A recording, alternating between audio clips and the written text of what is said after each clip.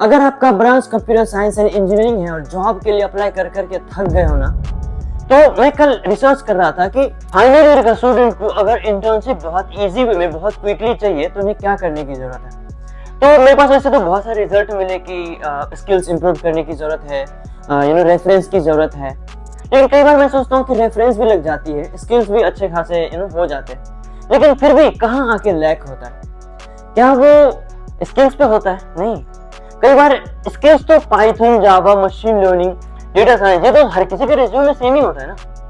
तो फिर skills lack कहाँ होता है? स्किल्स लैक होता है या नहीं, स्किल्स आपका ठीक है या नहीं, ये तो तब पता चलेगा ना जब आप इंटरव्यू में बैठोगे। लेकिन इंटरव्यू में बैठने से पहले ही आप अगर रिजेक्ट हो जाते हो तो कहीं ना कहीं रिज्यूमे में गड़बड़ है। देखकर रिज्यूमे एटीएस फ्रेंडली होना चाहिए। देखो, रिज्यूमे आपने एटीएस फ्रेंडली बना भी लिया तो भी आपका रिज्यूमे शॉर्टलिस्ट नहीं हो रहा है।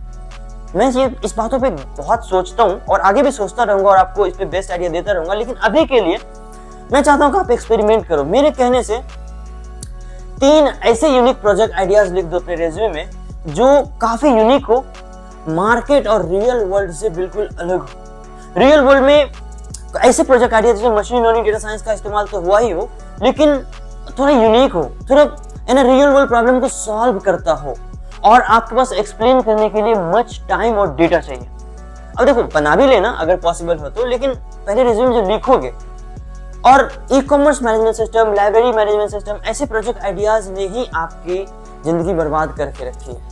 क्योंकि मैं भी जब कॉलेज में था तो बहुत सारे लोग, मैं तो उस समय से ध्यान दे रहा हूँ ना, लेकिन बहुत सारे स्टूडेंट्स वहाँ भी library management system, e commerce के वेबसाइट्स बनाते थे और अनफॉर्चुनेटली कॉलेज में सेलेक्ट तो हो जाता था, लेकिन उसके बाद उसकी रिज्यूमे की शॉर्टलिस्ट होने की चांसेस बहुत कम हो जाते थे। तो मुझे ऐसा लगता है कि आपके रिज्यूमे में अगर बेस्ट प्रोजेक्ट आइडियाज लिखे होंगे ना तो आपका रिज्यूमे शॉर्टलिस्ट होता है। क्योंकि जिसका रिज्यूमे शॉर्टलिस्ट होता है, Python, Java, machine learning, data science, JavaScript, React JS, ये सब के रिज्यूमे लिखा रहता है। तो फिर आपका रिज्यूमे रिजेक्ट होना और उनका रिज्यूमे का शॉर्टलिस्ट होना, मुझे ये समझ में नहीं आता।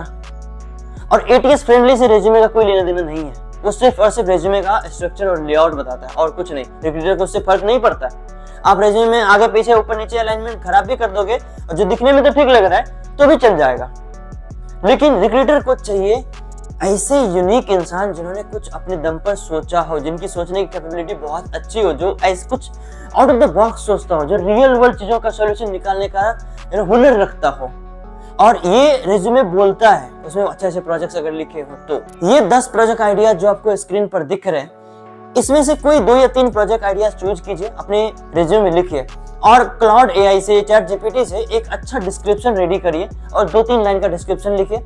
और टेक्निकल स्टैक की जहां तक बात हो तो Python, Java, machine learning, data science, DevOps और कई सारे फीचर्स हैं, साइबर सिक्योरिटी है, जो आप उसमें लिख दीजिए कि भैया मैंने ये चीजें पे काम किया है, ये फीचर्स मैंने डेवलप करके उस प्रोजेक्ट में डाला है। टेक्नोलॉजी स्टैक भी लिखिए और फिर अपने रिज्यूमे को इंटर्नशिप के लिए भेजिए। I am giving you 100% guarantee कि फिर आपके रिज्यूमे का शॉर्टलिस्ट होना शुरू हो जाएगा। It's my guarantee and it's my experience. मैंने काफी सारे स्टूडेंट्स को, काफी सारे दोस्तों को ये चीज करवाया है।